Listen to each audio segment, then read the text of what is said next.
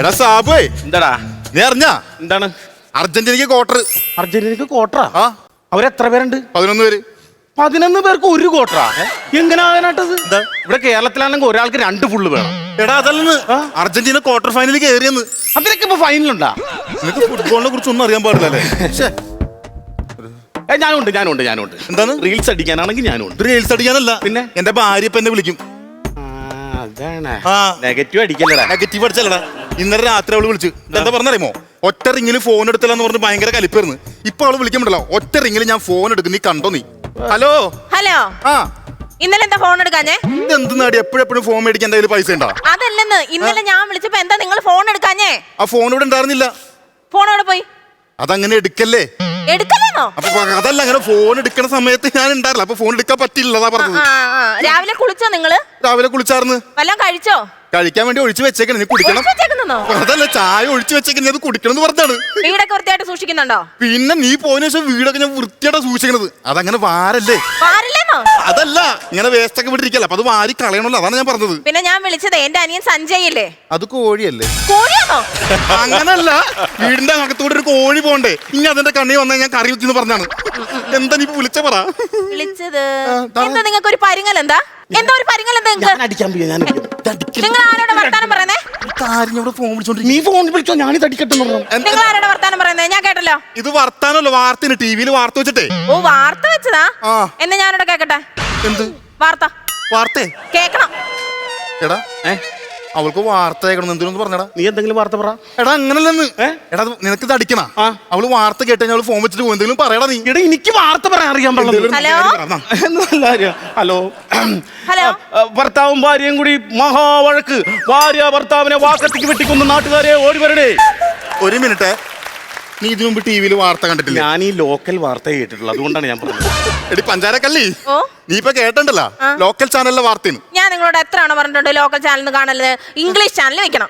English channel വെച്ചേ. English വെക്കാനാ? എടാ നിനക്ക് ഇംഗ്ലീഷ് അറിയാവാ? നോ നോന്ന്, അത് 2 വാക്ക് എനിക്കറിയാവുള്ളൂ. എടാ നീ ഇപ്പൊ എങ്ങനെയെങ്കിലും ഇംഗ്ലീഷ് ഒന്ന് പറ. എടാ ഞാനിത് എങ്ങനെയെങ്കിലും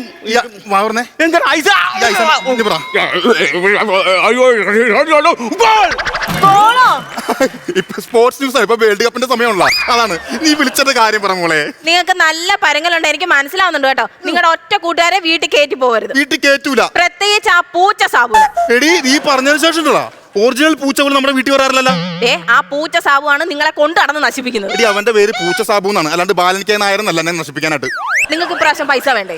അതെന്താടി അങ്ങനെ? അല്ല, ഇമാതിരി ചളി പറഞ്ഞാൽ കിട്ടുമോ? അലക്കട മൂട്. ഞാൻ വെച്ചോട്ടെ.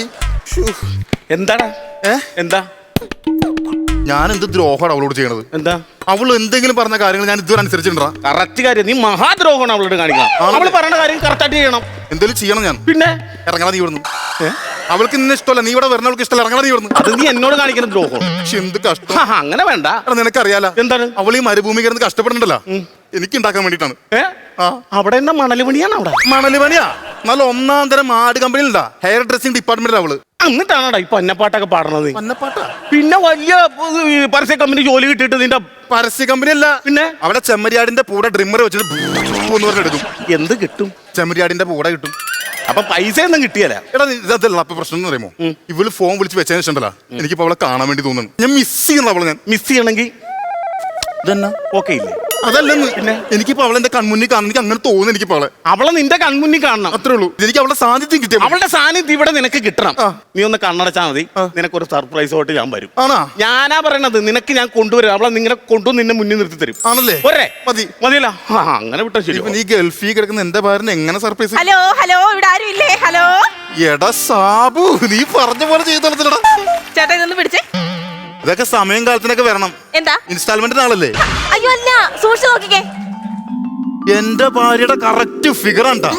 ഒരാളെ പോലെ 7 ആളെന്ന് പറഞ്ഞ, പക്ഷെ ഇതുപോലെ ഡിറ്റോ ഫിഗറിൽ എന്നൊക്കെ പറഞ്ഞ എന്റെ പൊന്നു പക്ഷേ ഞാൻ നിങ്ങളുടെ വൈഫ് ഫ്രീ ആണ്. പിന്നെ എന്റെ ഭാര്യ ഇപ്പൊ ഗൾഫിൽ നിന്ന് വിളിച്ചു വെച്ചോളൂ. അത് നിങ്ങൾക്ക് സർപ്രൈസ് തരാൻ വേണ്ടി ഞാൻ ജംഗ്ഷനിൽ നിന്ന് വിളിച്ചല്ലോ. സർപ്രൈസ്. അതൊരു സന്തോഷം ഇല്ലാത്ത എന്താ? അയ്യോ ഓ, ടൈമിംഗ് തെറ്റിയെങ്കിൽ എനിക്ക് ഇതായിരുന്നു വേണ്ടത്.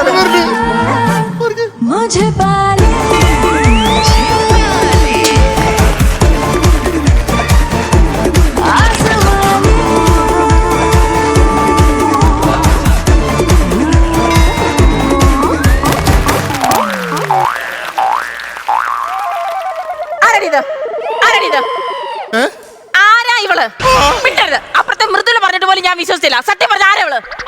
നിനക്ക് എന്താടാ? എന്താണ് നീ എന്ത് കാണിച്ചോണ്ടിരിക്കുന്നത്? നീയല്ലേ പറഞ്ഞത് നിന്റെ ഭാര്യയുടെ സാന്നിധ്യം വേണം? എന്തോ ഇത്? ആരാ ഇതെന്നാ ചോദിച്ചത്? പൂച്ച.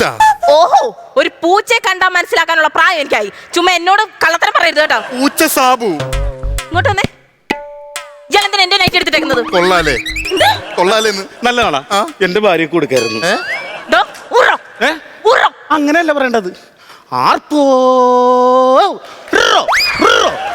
അങ്ങനെ അടിക്കണം. അന്നെങ്കിലും സാധനം കയറും. ഇറോ ഇറോ എന്നല്ല പറഞ്ഞത്. എന്റെ നൈറ്റ് ഊറോ ഊറോ ഊറോ പറഞ്ഞത്. എന്ത് കഷ്ടോടാ ഇത്. എന്റെ ലെഗിൻസ്. നീ എന്തിനാണ് അവിടെ ലെഗിൻസ് ഇട്ടിട്ടേക്കുന്നത്? മര്യാദക്ക് ഇപ്പൊ ഈ വീട്ടിൽ നിന്ന് ഇറങ്ങി പോണം. ഇറങ്ങി പോവാൻ. ചേച്ചി ഒരു കാര്യം മനസ്സിലാക്കണം. ചേച്ചി ചേച്ചി നീ ഒരു കാര്യം മനസ്സിലാക്കണം. നീ ഇല്ലാത്തന്റെ ഒരു കുറവ് ഞാൻ ഇവിടെ വരുത്തിയിട്ടില്ല. അറിയാവാ? എല്ലാ കാര്യം ഞാൻ ചെയ്തു കൊടുക്കണം. എന്നിട്ട് പറഞ്ഞ ഞാൻ ഇറങ്ങി പോകാനായിട്ട്. ഒരു ഭാര്യയായ ഞാനിത് കേൾക്കണം. ചുമ്മാതല്ല നിങ്ങൾക്ക് എന്നോട് ഒരു അകൽച്ച. അകൽച്ചെന്നോണ്ട് നീയല്ല അകന്ന് പോണത്.